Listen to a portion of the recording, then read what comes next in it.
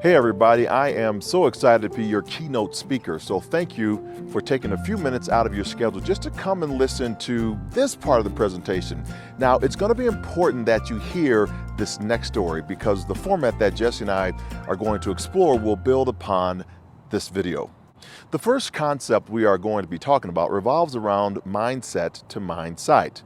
Now, I'm not going to explain what that means right now. I'm just going to share a story with you about how I came to use these two terms. You see, in 1996, I was a member of the United States Paralympic swim team.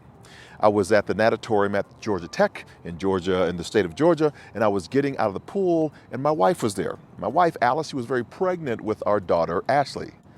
As Alice gave me the towel to dry off, I noticed television was on.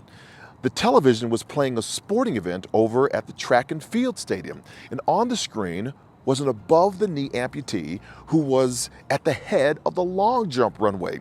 Now, I was extremely intrigued by this man because I had been a 27-foot 2-inch long jumper, or 8.28 meters for those of you who do not live in North America. Little aside, I have no idea why we in North America still are using the imperial system for our terms of measurement. Metric is just way too much easier. Anyway, I digress. I was intrigued by this man, and I'm glued to the television set, and as I see him run up and run down the long jump runway, leg over leg, sprinting, going faster and faster, I watch him pick up that speed, and my wife, Alice, as I'm watching him, she's watching me. As he's running down the long jump leg over leg symmetrically down the track, he reaches the takeoff board.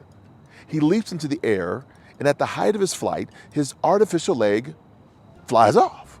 The long jumper lands in the sand in one spot. His artificial leg lands about 3 feet up in front of him. The entire crowd goes dead silent. But that long jumper, he turns back to the long jump official and says, "Say, man, we're going to measure my jump from right here. My artificial leg landed up there." And I said, "Oh my gosh, that is absolutely a brilliant attitude to have." And as I laughed at it, I began to think to myself, well, I was in the swimming venue. What was I doing here?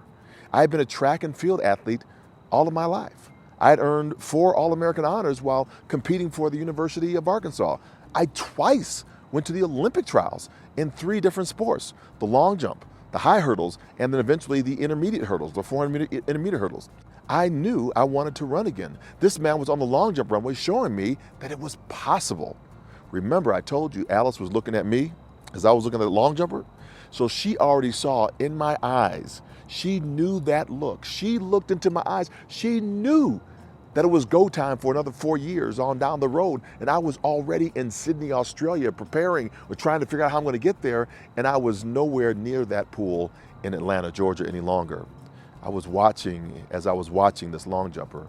You see, my mindset had turned into a mindsight. I could see my future so clearly that no one was going to disrupt me from it. I hadn't even taken my first step on a running blade. So why don't we just pause the conversation right now, pause the story right here, and have a conversation about mindset to mindsight and how this applies to the world that we find ourselves in at the current moment.